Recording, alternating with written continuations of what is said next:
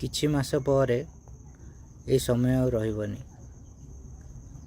ଏ ଛୁଆମାନେ ସବୁ ବଡ଼ ହେଇଯିବେ, କିଏ କୁଆଡ଼େ ଯିବ ତା ଠିକ୍ ନାହିଁ। ଏହା ଭିତରୁ କେତେଜଣ ମରିଯିବେ, କେତେଜଣ ବଞ୍ଚିବେ ସେଇଟା କହିହେବନି।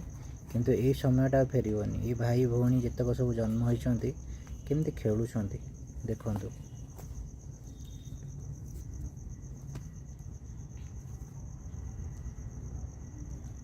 ଦେଖନ୍ତୁ କେମିତି ଖେଳୁଛି।